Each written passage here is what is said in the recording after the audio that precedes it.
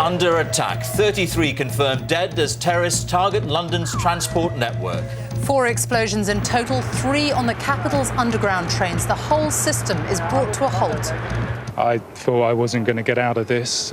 Whatever it was, I didn't know. I thought that was it when it went all so dark. Extremism and extremists are words we hear a lot in the media these days. They are words often used in television and radio news reports and in newspapers to describe a person or group of people with a particularly narrow view of the world. For most of us, when we hear the words extremism or extremists, our thoughts instantly picture scenes of anger, hatred and violence. Go to hell, they shouted, waving posters reading Butchers of Basra.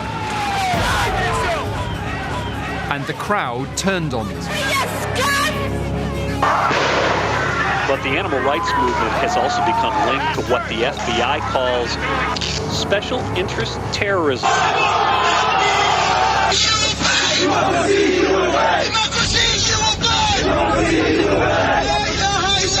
Trouble was sporadic, but hundreds of police officers, some with dogs, some with horses, had been deployed to ensure that was the case. Extremism has quite a long history.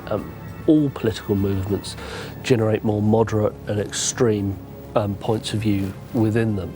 So although at the moment the focus is obviously upon forms of extremism related to faith, actually if you look back over the past 30 to 40 years, we've had lots of different kinds of extremism. We've had extremists associated with left-wing politics, with right-wing politics, with anarchist politics, animal rights. Any campaign that is politicised really has more extreme and more moderate viewpoints within it.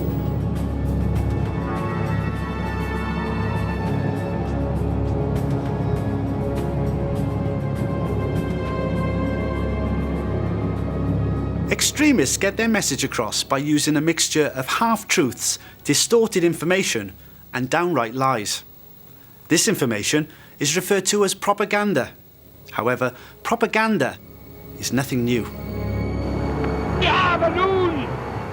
In the 1930s, the Nazi Party in Germany made a number of extreme films. The aim was to persuade ordinary Germans that all Jews were bad people. Well, the Nazis were very skillful. They understood popular culture, they understood quite a lot about psychology, maybe even group psychology, and they understood a lot about the role of the media. They employed photographers and filmmakers and designers and so on. They were skillful. And also, I think they emerged at a period when there was a deep crisis in German society after the end of World War I and during the Depression years. And so, given a bad situation, people could blame somebody, blame the Jews, blame the gypsies, blame the homosexuals, blame the communists.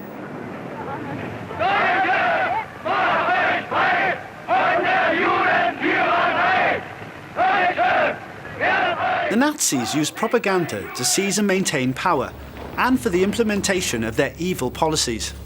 Policies that included the pursuit of total war and the extermination of millions of people in the Holocaust.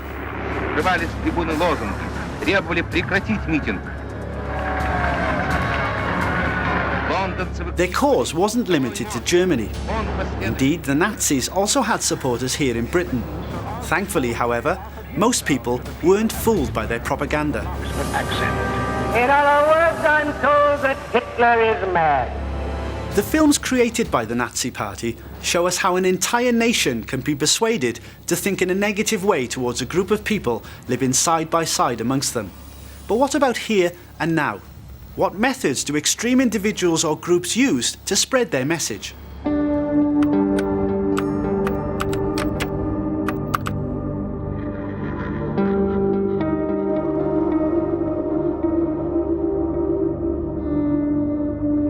The internet is a prime example of a tool used by extremists to recruit new members. In fact, websites, email and online discussion groups have become powerful tools to recruit, raise funds and persuade people to accept the views of all types of extremist groups. What we've seen recently, since the introduction of the internet, how easy it is for people to access information from the safety of their own homes. They don't have to go looking for it. Just by using Google, you can type in anything you like, and before you know it, you've got a selection of about 20 or 30 potential sites which are going to lead you off down various different routes to find out further information about any form of extremism. Another tool to spread an extremist message is the easy-to-read pamphlet or leaflet. These are inexpensive to print, particularly in large batches, and if the leaflet strikes a sympathetic chord, the reader is likely to write or telephone for more in-depth information. Access to extremist literature is not difficult for young people. Most young people will pick up on the grapevine where material is being distributed. Most young people will know by hearsay, word of mouth, where to access material on the internet. So to get access to extremist material is not a difficult thing for young people to do.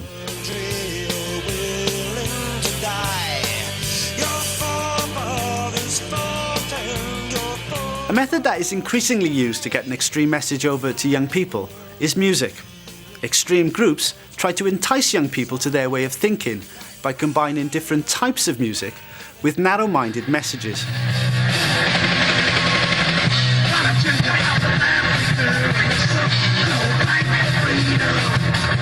Every band and artist and every pop star has got their own kind of views and opinions that they put into their own songs. Sometimes the songs and music that you listen to can be of an extreme nature, so it's important to listen and kind of understand the lyrics, and if you think something's a little bit dodgy in a song, then there's nothing wrong with asking somebody about it, you know, because your views will change as you get older, and you know, you'll get ideas, and sometimes other people's extreme ideas might make their way into your ears and try and change you. I mean, young people, obviously, when they're listening to music, like when I was a kid, you listen to the tune and you get into the music. I was a punk, you know. I wasn't listening to the lyrics particularly. You just do things like your peer group do. Young people just need to get into the habit of listening to material which isn't going to cause offence to their friends and families and others, and try to get a real awareness of what's going on behind the tune. Someone who became an extremist is Matthew Collins. Matthew grew up in South London and became a member of two extreme right-wing groups, the National Front and Combat 18. At the time I got involved with the National Front and the BNP, I mean, they were, ostensibly they were political parties, but they weren't really engaging in the political process. They were very, very small political movements. And so we did quite benign activities like leafleting, like going to meetings, like trying to sell newspapers during the day, and then at night we would be involved in activities that we sort of believed would further our revolutionary goals and aims, which would be attacking people, our political enemies, or people that we deemed that had to be. We were involved in a campaign to win control of the streets, so we were involved in quite brutal violence against our enemies. And our enemies ranged from the extreme left to the mainstream political people, little old ladies, or people that had signed petitions to save the local library or hospital. We were involved in a war with mainstream society, as are all extremists.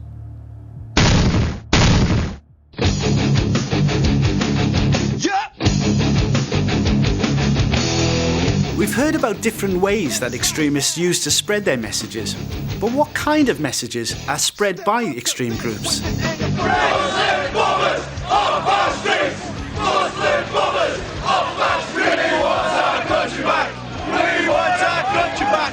Tony Blair has been warned.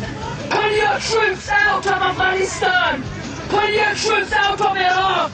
And if you do not pull your troops out, you will get bloodshed on the streets of London. One crucial thing about propaganda is that it's not just a lie. If it was simply a lie, no one would believe it. It takes bits of truth, half-truths, distortions, and uses them. So often it's very hard to know what's propaganda, because often it's partially true. It's just that it's usually also mostly false. And so I think young people have to learn to think critically to question, to ask, is that so? What is the evidence? Are there alternative viewpoints? I think that's what's really important. I am happy to join with you today in what will go down in history as the greatest demonstration for freedom in the history of our nation. It's worth remembering that not all extremists are negative or destructive. The civil rights leader, Dr. Martin Luther King Jr., for example, once said, "The question is not whether we will be extremists, but what kind of extremists we will be. The nation and the world are in dire need of creative extremists."